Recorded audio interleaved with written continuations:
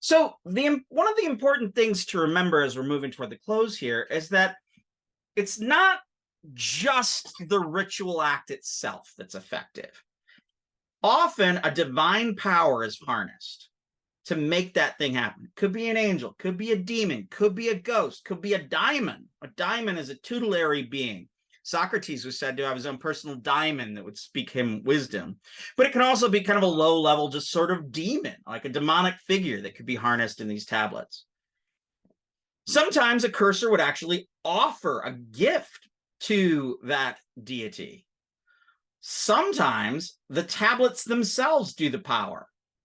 Sometimes the tablet is deposited in the hand of a corpse. And this suggests that they are drawing upon underworldly gods as opposed to the gods in the heavens. Some tablets have no divine appeal whatsoever, but here they're still appealing to something superhuman. The ritual itself, the power of the rite and the language itself is a superhuman power that affects what is desired. Now, these rituals and curses often bind. We read this one ritual, Malseus, the son of Nichana, or Nichana.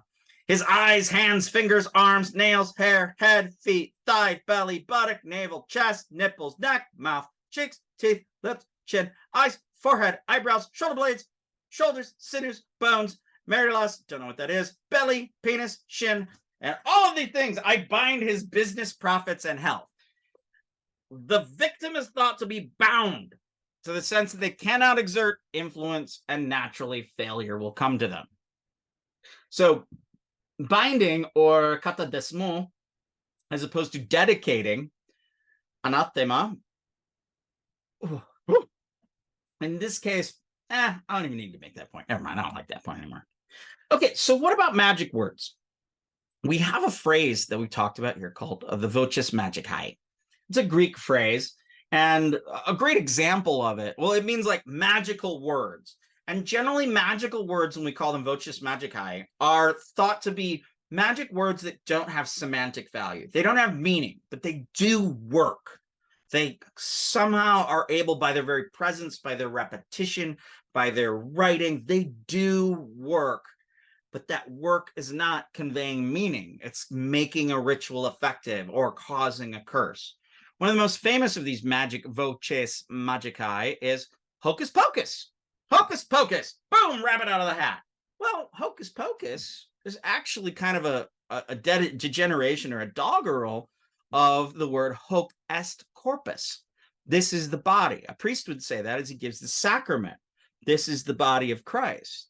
But priests would say that funny thing that people didn't know, and they kind of thought they heard hocus pocus, and hocus pocus turns into a magical word. Doesn't have any meaning. It doesn't mean this is the body, this is the transmutation of the wafer into the body of God.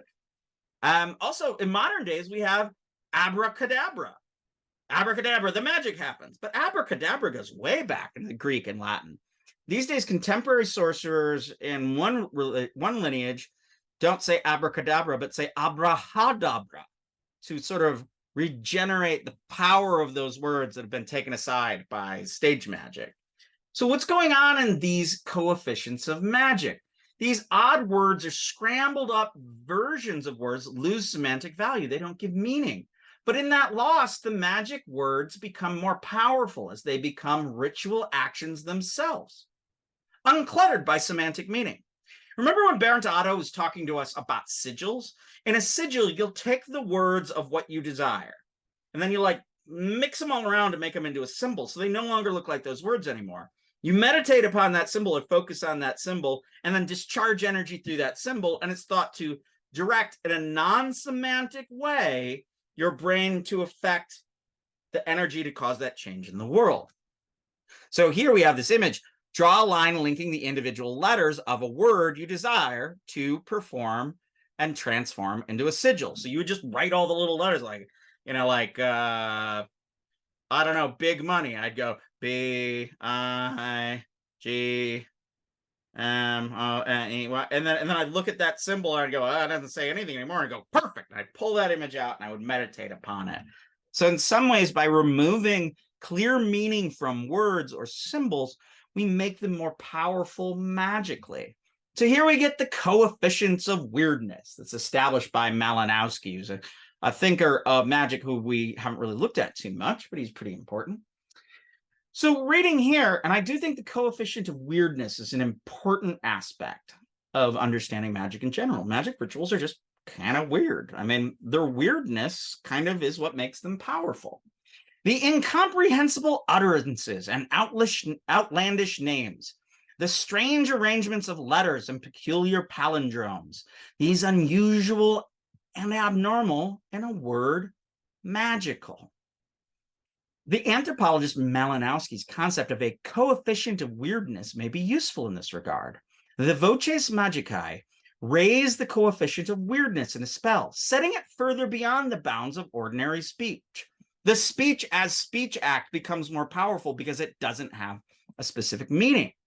The weirdness of the spell has the rhetorical effect of convincing the audience, even if that audience is just the magician himself, or the magician and a client, or even a larger audience, the weirdness convinces people of the extraordinary power of the speech act.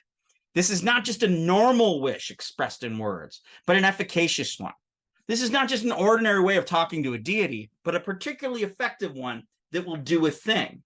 Yet, with all of this, it can't be so weird that the audience doesn't think, oh, this is a magic ritual that does this.